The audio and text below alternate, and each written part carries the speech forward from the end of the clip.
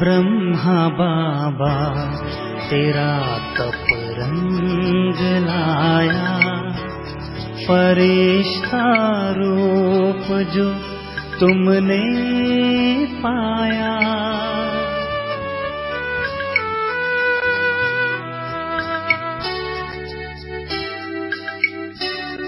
ब्रह्मा बाबा तेरा तप रंग लाया, ब्रह्मा बाबा तेरा तप रंग लाया, फरिश्ता रूप जो तुमने पाया। ब्रह्मा बाबा तेरा तप रंग लाया।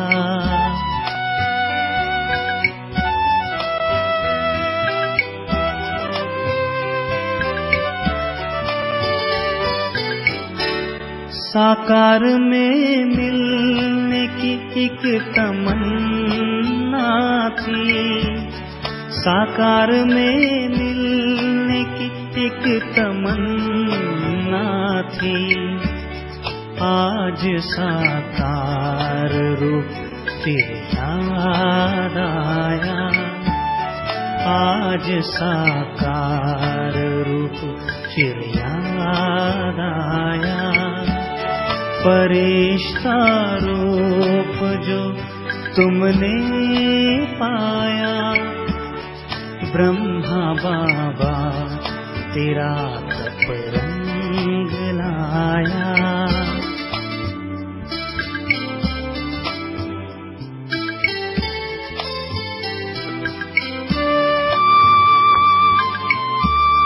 तेरे जैसा बाबा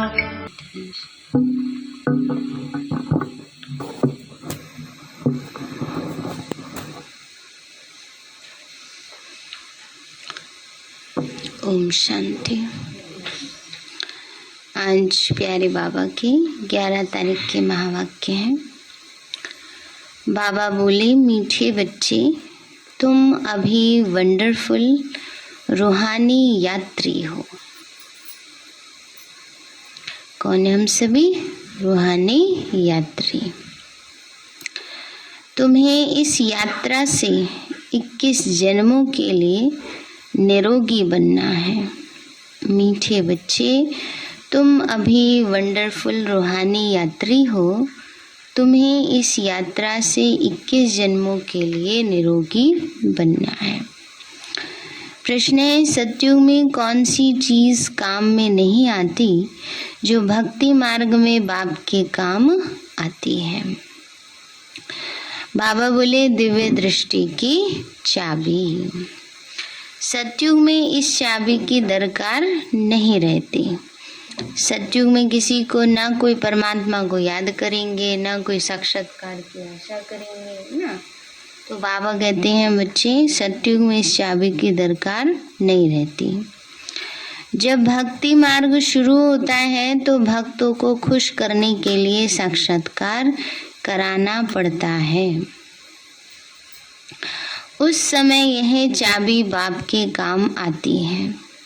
इसलिए बाप को दिव्य दृष्टि दाता कहा जाता है।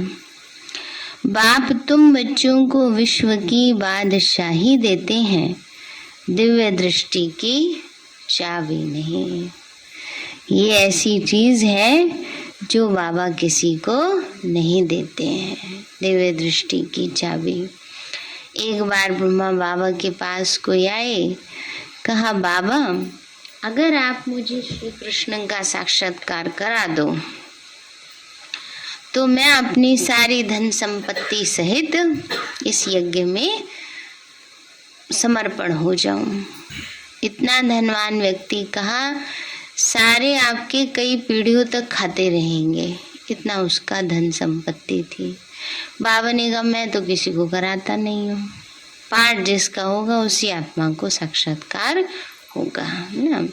तो इसलिए बाबा कहते हैं बच्चे, ये दिव्य दृष्टि की चाबी ऐसी है। कई बार कई लोग ऐसे दिखा भी देते हैं। एक बार ही आया था दीवार पे भगवान जी दिखाने का ऐसे इमेजिन करो, देखो यहाँ पर ये देखो ऐसी शक्ल बन गई है। तो वो सिर्फ इमेजिनेशन होती है, वो कोई दिव्य दृष्टि की वो नहीं है, कोई साक्षात्कार नहीं है। साक्षात्कार सिर्फ वही करा सकते हैं, शिव बाबा ही करा सकते हैं। विदुर को दिव्य दृष्टि थी तो वो इस समय की बात है ना। हमें दिव्य दृष्टि मिलती है यहाँ साक्षात्कार के लिए बाबा कह रहे हैं। बाकी जब से बाबा के हम बच्चे बनते हैं तब से हमको दोनों प्राप्तियां होती हैं, दिव्य दृष्टि की भी और दिव्य बुद्धि की भी। वो दिव्य दृष्टि है कि हम अपने तीसरे नेत्र से परमात्मा को देख सकते हैं, स्वर्ग को देख सकते हैं, आत्मा के स्वरूप को देख सकते हैं। ये दिव्य दृष्टि अलग है। यहाँ जो बाबा कह रहे हैं ये साक्षात्कार कराने की पावर है ना। ये शिव बाबा के अलावा और किसी में साक्षात्कार कराने की पावर नहीं है। वो विदुर तो हम सब है ना, हम सबको बाबा ने त्रिकालदर्शी बनाया है। सब देख रहे हैं वर्तमान और भविष्य क्या हो रहा है, पास्ट भी हमें पता है। जैसे अनुभव से करते हैं, वो अपने अनुभव से करते हैं। वो तो एक ऐसी वो भी होती है, विद्या भी होती है, आप सीख लो आप भी करना शुरू कर दोगे दुनिया में बहुत तरह की विद्याएं हैं ना, ये ज्योतिष विद्या है और सब विद्याएं हैं, उसमें बस सीख लेते हैं और वो सब बताने लगते हैं ना। जैसे कई बार बता देते हैं अच्छा तुम्हारा फलाना फलाना वहाँ है, ऐसे ऐसी चीजें हैं। वो सब क्या होती है, वो एक विद्या होती है, एक नॉलेज होती है, जिसको जैसे लौकिक पढ़ाई पढ़ते हैं ऐसे वो पढ़ाई पढ़ते हैं, उसमें तपस्या करते हैं तो उनको वो थोड़ी प्राप्ति हो जाती है। गीत है मरना तेरी गली में, जीना तेरी गली में, मिट जाएगी हमारी दुनिया तेरी गली में। ओम शांति। मीठे मीठे रूहानी बच्चों ने गीत सुना। रूहानी बच्चों को अंग्रेजी में कहा जाता है स्पिरिचुअल चिल्ड्रन।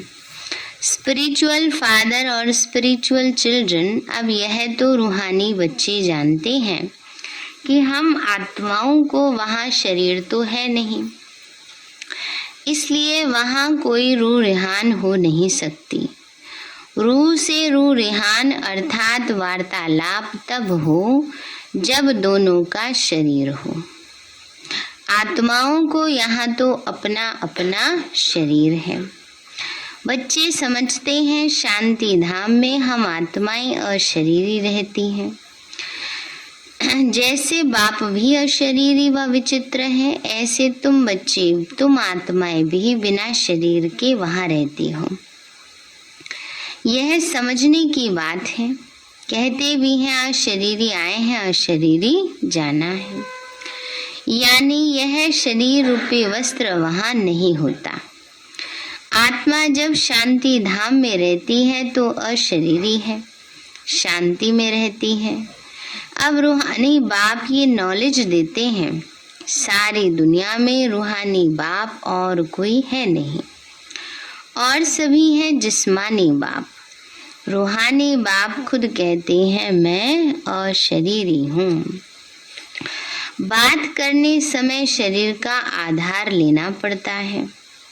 भले शास्त्रों में अक्षर हैं कि प्रकृति का आधार लेना पड़ता है, परंतु बाप समझाते हैं प्रकृति का तो शरीर बना हुआ है ना। बाबा ने कहा प्रकृति का आधार लेना पड़ता, मना शरीर का आधार लेना पड़ता कि निराकार आत्मा इस 5 तत्वों से बने शरीर में प्रवेश करती। इसका मतलब ये नहीं कि कोई अग्नि बोलेगी आकाश बोलेगा, है ना। ये तो रियल में क्या है, ये शरीर रूपी वस्त्र के लिए कहा गया है। ये प्रकृति के 5 तत्वों से बना हुआ है।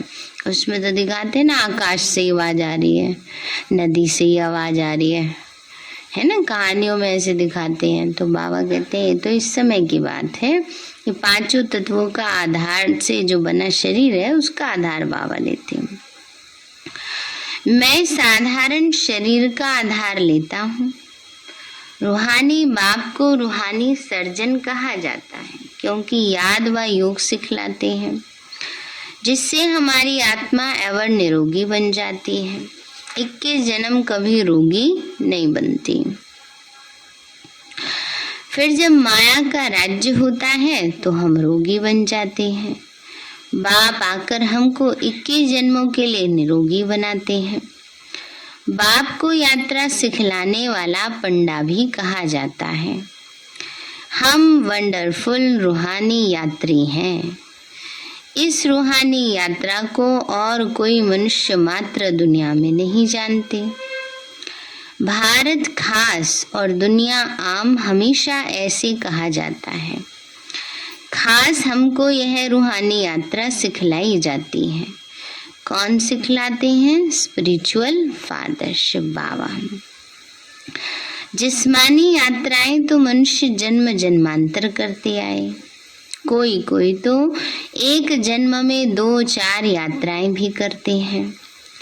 वह कहेंगे जीव आत्माओं की यात्रा और ये है आत्माओं की यात्रा। यह बड़ी समझने की बातें हैं। वो तो शरीर का साथ जाते हैं, कहीं भी जाते हैं।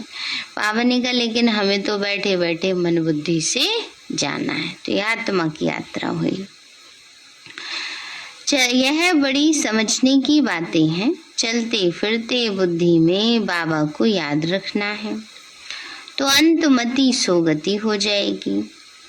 बाबा की याद में हम बाबा के पास चले जाएंगे। अब तुम रूहानी बच्चों को रूहानी बाप की यात्रा सिखलाते हैं। गीता में मन मना भव अक्षर है, परंतु उसका अर्थ भी कोई समझते नहीं। बाबा कहते मुझे याद करो तो तुम्हारे बाप भस्म होंगे। फिर क्या होगा? तुम बच्चे जानते हो, हम याद से तमो प्रधान से सतो प्रधान बन जाएंगे। बाबा को याद करना क्यों जरूरी है?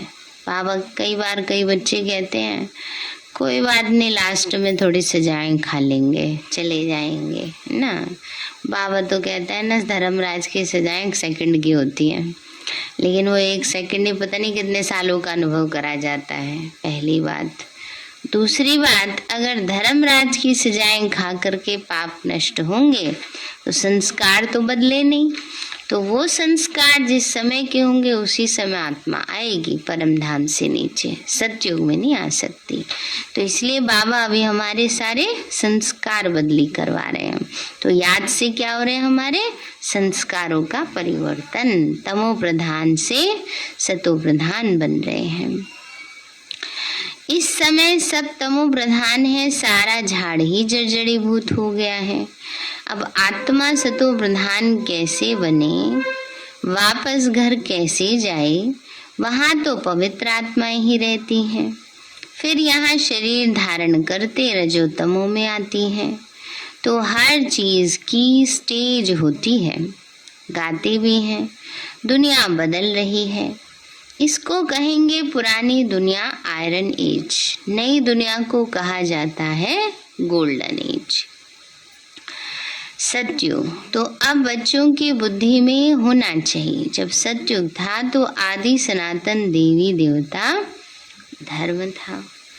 अभी वह धर्म नहीं है। डीटिज्म, इस्लामिज्म, बुद्धिज्म, कृष्णिज्म, ये है मुख्य 4 धर्म है ना, देवता धर्म, इस्लामी, बौद्धिक, कृष्ण। युगों पर भी समझाया है, मुख्य है 4 युग।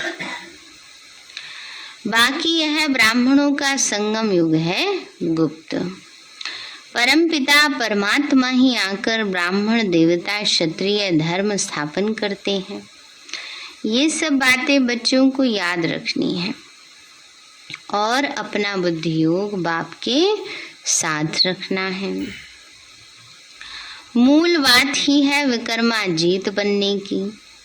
बरोबर हम सतो प्रधान पवित्र थे, असल में 24 कैरेट सोना थे।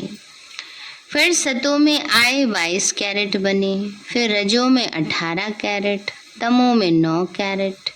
सोने की भी डिग्री होती है ना, इसलिए आजकल के गहने जो बनते हैं वो देखो कैसे होते हैं। कई तो बिल्कुल ही मुलम्मे वाले, पॉलिश वाले हैं, तो वो कैसे हैं? बाबा कहते हैं वो 9 कैरेट वाले हैं, बिल्कुल ही लो ग्रेड हो गए। ये आत्मा की ही बात है। आत्मा क्या हो गई? बिल्कुल काली पतित हो गई।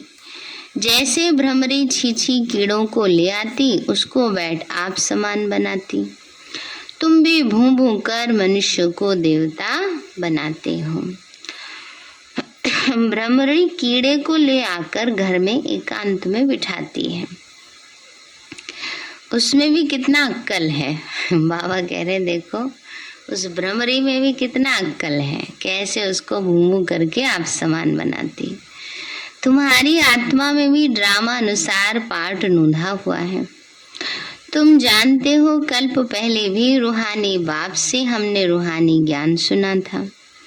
कल्प कल्प सुनते ही रहेंगे, नथिंग न्यू। यह भी बाप ही समझा सकते हैं। झाड़ को जानने वाला तो बीज है ना, तो बाप आते हैं तुमको त्रिकालदर्शी बनाने।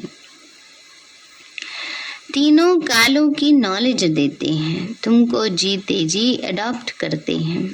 जैसे कन्या को भी जीते जी अडॉप्ट करते हैं कि यह हमारी स्त्री है। अब प्रजापिता ब्रह्मा की स्त्री तो है नहीं, तो ये अडॉप्ट होते हैं, परम पिता परमात्मा ब्रह्मा द्वारा अडॉप्ट करते हैं। कौन अडॉप्ट कर रहे हैं? शिव बाबा अडॉप्ट कर रहे हैं। तुम भी कहते हो ये हमारा बाबा है, परम पिता परमात्मा बाप भी कहते हैं तुम मेरे बच्चे हो। वह शिव बाबा है रूहानी, प्रजापिता ब्रह्मा दादा है जिस्मानी ना। बाबा ने कहा शिव बाबा तो रूहानी है, आत्मिक है, और ब्रह्मा है जिस्मानी।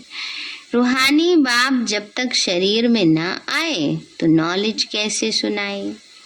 परम पिता परमात्मा को ही नॉलेजफुल कहा जाता है। कोई भी प्रकार की नॉलेज हमेशा आत्मा में ही रहती है। जिस्मानी नॉलेज भी आत्मा ही पढ़ती है, परंतु तमो प्रधान होने के कारण आत्म अभिमान कोई को रहता ही नहीं। आत्म अभिमानी तुम अभी ही बनते हो। सतयुग में यह बातें नहीं समझाई जाएंगी। इस समय बाबा कहते हैं तुम अपने को आत्मा समझ बाप को याद करो। बाबा कहते हैं बच्चे, क्योंकि पापों का बोझा सिर पर है। क्या करना है उसको? सिर पे जो पापों का बोझा है उसको उतारना है। बाबा कहते हैं बच्चे, बाप को बुलाते भी इस समय है कि आकर पतितों को पावन बनाओ। आत्मा ही इम्प्योर तमो प्रधान बनी है, इसीलिए ही बाप को याद करती है। भक्त कोई भी नहीं जानते कि परम पिता परमात्मा कोई बिंदी है। भक्त कैसे जाने? वो तो सोचते हैं इतना बड़ा, भगवान जितना बड़ा तो कोई है ही नहीं। बात तो सही है लेकिन स्थूल में थोड़ा ही है ना। तो बाबा ने कहा बच्चे जानते नहीं कि परमात्मा कोई बिंदी है। बिंदी का तो मंदिर बना न सके, शोभा ही नहीं होगी।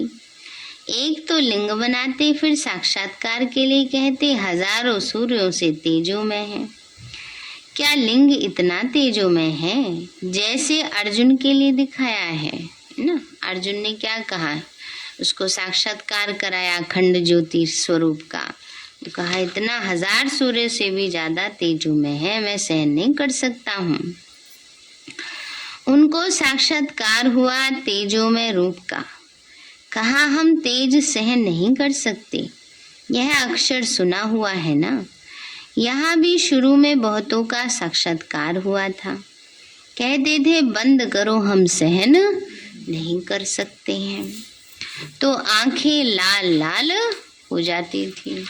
शुरू में स्वयं बाबा को ही साक्षात्कार हुआ था ऐसा विनाश का, ब्रह्मा बाबा को। बाबा की भी आंखों से आंसू आने लगे थे। बाबा ने कहा बस बाबा, हे प्रभु, बस ये और ना दिखाओ। वह समझते हैं हमने परमात्मा का साक्षात्कार किया। किसने कराया? कृष्ण ने तो कराया नहीं, शिव बाबा ने ही साक्षात्कार कराया। उनको दिव्य दृष्टि दाता कहा जाता है। बाबा कहते हैं चाबी मैं तुम बच्चों को नहीं दे सकता हूँ। बाबा कौन सी चाबी? खजाने की चाबी तो दे दी सारे, लेकिन दिव्य दृष्टि की, साक्षात्कार की चाबी नहीं दे सकता हूँ। ये चीज मुझे ही भक्ति मार्ग में काम में आती है, सतयुग में इसकी दरकारी नहीं रहती। तुम पुजारी से पूज्य बन जाते हो। बाबा कहते हैं मैं तुमको विश्व का राज्य भाग्य देकर अपने परम धाम में जाके बैठ जाता हूँ। मैं पूज्य पुजारी नहीं बनता हूँ। तुम बच्चे अभी सेंसिबल बने हो। चलन से भी समझा जाता है कि यह कितना मीठा है। इनको धारणा बहुत अच्छी होती है। बाबा ने कहा चलन से समझ जाते हैं, इनकी चलन बड़ी अच्छी है, धारणा बड़ी अच्छी है। कितने टॉपिक्स बनाते हैं बाबा। जो टॉपिक सुनाते हैं वो नोट रखने चाहिए। जैसे आज बाबा यात्रा पर समझा रहे हैं, है ना, जिस्मानी यात्रा, रूहानी यात्रा। बाबा ने कहा आज यात्रा पर समझाएंगे। यात्रा 2 प्रकार की होती है। ये है नंबर 1 टॉपिक। मनुष्य सब जिस्मानी यात्रा कराते हैं भक्ति मार्ग में।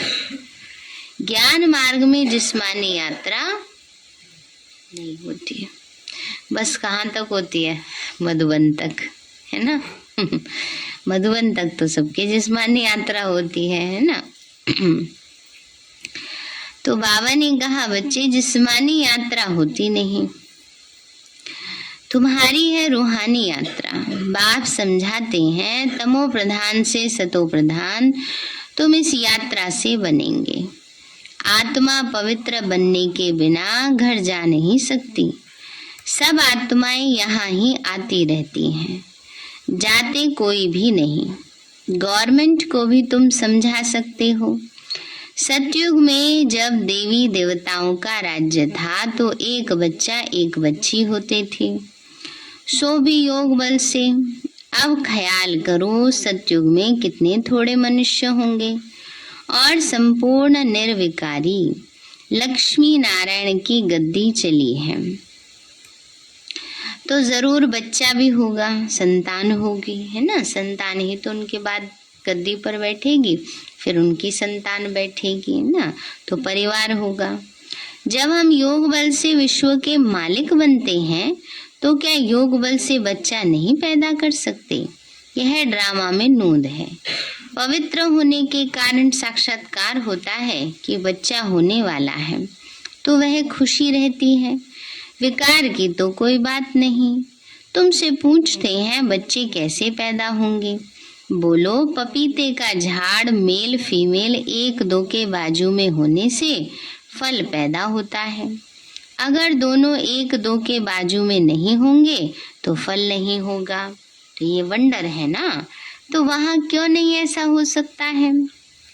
फिर मोर और डेल का भी मिसाल है। डेल माना मोरनी, उसको कहा जाता है नेशनल बर्ड। प्रेम के आंसू से गर्भ हो जाता है। यह विकार नहीं हुआ ना। यह भारत शिवालय था, शिव बाबा ने बनाया था। अब रावण ने वैशाल्य बनाया है। यह भी किसी को पता नहीं कि शिव जयंती तो मनाते हैं, रावण जयंती कहाँ है। रावण का तो किसी को भी पता ही नहीं है ना। अब रावण तो हर साल जलाया जाता है परंतु मरता वो फिर भी नहीं है।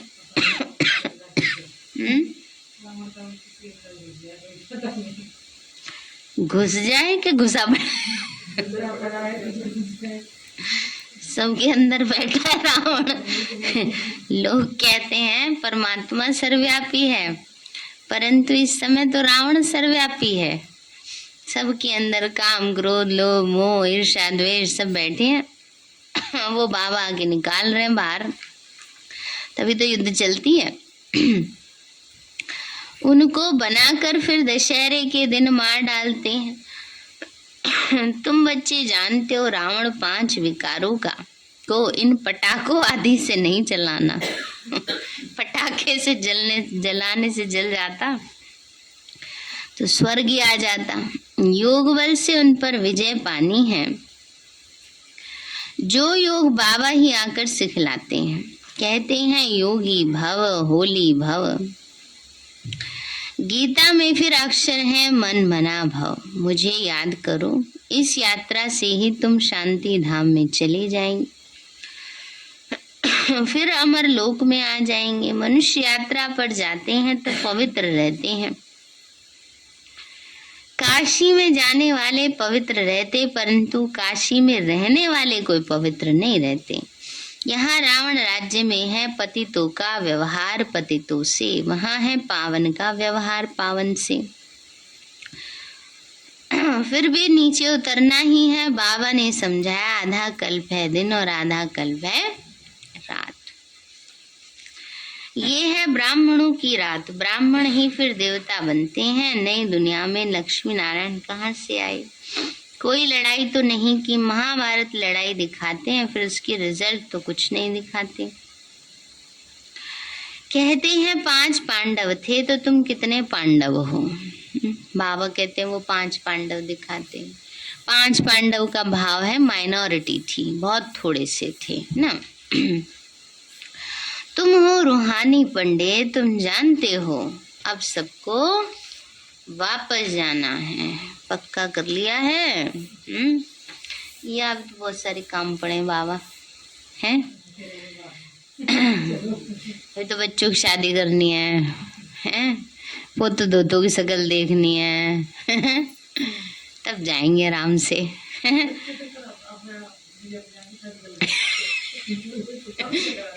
ये भी बात सही है। आजकल ये भी टेंशन कम हो गई है। तो बाबा ने कहा, बाबा आते ही हैं सबको ले जाने। वो है सुप्रीम पंडा अथवा गाइड लिबरेटर। माया से मुक्त कर साथ ले जाते हैं। साथ में ले जाने वाला गाइड तो जरूर चाहिए। ये बातें बुद्धि में अच्छी रीति याद रहनी चाहिए। वह शास्त्र तो छपे हुए होते हैं, कोई भी जाकर पढ़ सकते हैं। यह ज्ञान तो बाप ही देते हैं, फिर शास्त्र पढ़ने की तो बात ही नहीं। बाप से सुनकर धारणा करनी है। नंबर 1 है याद की यात्रा, उनसे ही पवित्र बनेंगे। हिस्ट्री ज्योग्राफी तो कोई भी समझा न सके। यात्रा में बहुत कच्चे हैं, पक्के नहीं हुए अभी तक। क्या है अभी? हैं अभी कच्चे ही हैं। नहीं, अभी योग पावरफुल हो रहा है। कल आशा दीदी की मुरली सुना रहे थे। 16, 17, 18 जनवरी 3 दिन तक सभी ब्राह्मणों के लिए 8 घंटे योग रखा जाएगा। करना ही है उनको, ऐसे नहीं कि कोई बच सकता है। 3 दिन तक 8 घंटे की भट्टी, और सिर्फ नेशनल लेवल पर नहीं, इंटरनेशनल लेवल पर, सारे वर्ल्ड में। तो अभी से अगर 2 घंटे का अभ्यास नहीं होगा तो 8 घंटे कैसे बैठ पाएंगे? इसीलिए 2 घंटे करो, फिर 4 बढ़ाओ, फिर 8 तक ले जाओ, है ना जी। अब वो तो देखो कहाँ कब का कैसे फाइनल होगा, जो भी है जी। हाँ जी, 8 घंटे बैठ करके करने का। अब जैसे भी प्लानिंग करेंगे उसके अकॉर्डिंग बताया जाएगा। याद में ही विघ्न पड़ेंगे। नॉलेज तो बहुत सहज है, बाप समझाते हैं ड्रामा का चक्र है। उसमें 4 भाग हैं इक्वल। लाखों वर्ष आयु होती है तो मनुष्य कितने बढ़ जाते हैं। गवर्नमेंट भी कितने कहेगी कि बर्थ ना हो। यह तो बाप का काम है। ये सब जिस्मानी युक्तियां निकालते रहते हैं। बाबा है रूहानी युक्ति। बाप कहते हैं मैं आता हूँ अनेक धर्मों का विनाश करके एक धर्म की स्थापना करने। एक मत तो सतयुग में होगा, यहाँ थोड़ी हो सकता है। तो अपने को भाई भाई कोई समझते ही नहीं। बाप बच्चों को बहुत युक्तियां समझाते रहते हैं। अपने पास टॉपिक्स की लिस्ट रखनी चाहिए। एक एक टॉपिक बहुत फर्स्ट क्लास है। बाबा कहते हैं तुम बच्चों को जास्ती टाँ नहीं करनी है। बाबा कहते जास्ती टाँ नहीं करनी, माना बहुत ज्यादा जास्ती बातों में जाना, विस्तार में जाना, थोड़ा बहुत समझा दो, उतना ही समझ में आता है। सिर्फ कहना है। शिव बाबा कहते सब आत्माओं का बाप मैं परमात्मा हूँ, मुझे ही भगवान कहा जाता है। कोई मनुष्य को भगवान नहीं कह सकते। बाबा कहते हैं बच्चे किसी मनुष्य को भगवान नहीं कह सकते। बाबा ने कहा यह टॉपिक बहुत अच्छी है, रूहानी यात्रा और जिस्मानी यात्रा वाली, है ना। जिस्मानी यात्रा मृत्यु लोक में होती है, ये है मृत्यु लोक, वो है अमर लोक। तुम बच्चे कल्प कल्प बाप के साथ मददगार बनते हो, इसलिए तुम हो रूहानी स्वीट चिल्ड्रन। अच्छा मीठे मीठे सिक्के लदे बच्चों प्रति माता पिता प्यार और गुड मॉर्निंग। रूहानी बाप की रूहानी बच्चों को नमस्ते। रूहानी हम बच्चों की रूहानी माता पिता बाप दादा नमस्ते नमस्ते नमस्ते। बाबा नमस्ते। धारणा के लिए मुख्य सार है खुद सेंसिबल बनकर दूसरों को भी बनाना है। अपनी चलन बहुत रॉयल और मीठी रखनी है। रूहानी यात्रा पर तत्पर रहना है। अपने पास अच्छी टॉपिक्स नोट रखनी है। एक एक टॉपिक पर विचार सागर मंथन करना है। वरदान दिया बाबा ने अंतर स्वरूप में स्थित रहे, अपने व बाप के गुप्त रूप को प्रत्यक्ष करने वाले सच्चे स्नेही भव। अंतर स्वरूप में स्थित रहे, अपने व बाप के गुप्त रूप को प्रत्यक्ष करने वाले सच्चे स्नेही भव। बाबा बोले जो बच्चे सदा अंतर की स्थिति में व अंतर स्वरूप में स्थित रहते हैं। अंतर स्वरूप कौन सा है? असली ओरिजिनल आत्मिक स्वरूप। रहे अंतर्मुखी रहते, वह कभी किसी बात में लिप्त नहीं हो सकते। पुरानी दुनिया, संबंध, संपत्ति, पदार्थ जो अल्पकाल और दिखावा मात्र हैं, उनसे धोखा नहीं खा सकते। अंतर स्वरूप की स्थिति में रहने से स्वयं का शक्ति स्वरूप जो गुप्त है वह प्रत्यक्ष हो जाता है और इसी स्वरूप से बाप की प्रत्यक्षता होती है। तो ऐसा श्रेष्ठ कर्तव्य करने वाले ही सच्चे स्नेही हैं।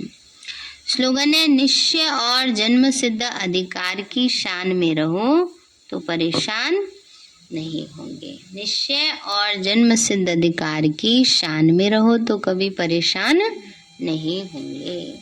सारे हैं मीठे बच्चे, तुम अभी वंडरफुल रूहानी यात्री हो। तुम्हें इस यात्रा से 21 जन्मों के लिए निरोगी बनना है। प्रश्न है सतयुग में कौन सी चीज काम में नहीं आती जो भक्ति मार्ग में काम में आती है? बाबा बोले दिव्य दृष्टि की चाबी। सतयुग में इस चाबी की दरकार नहीं रहती। जब भक्ति मार्ग शुरू होता है तो भक्तों को खुश करने के लिए साक्षात्कार कराना पड़ता है। उस समय यह चाबी बाप के काम में आती है, इसलिए बाप को दिव्य दृष्टि दाता कहा जाता है। बाप तुम बच्चों को विश्व की बादशाही देते हैं, दिव्य दृष्टि की चाबी नहीं। गीत है मरना तेरी गली में, जीना तेरी गली में। अच्छा, ओम शांति। मीठे बाबा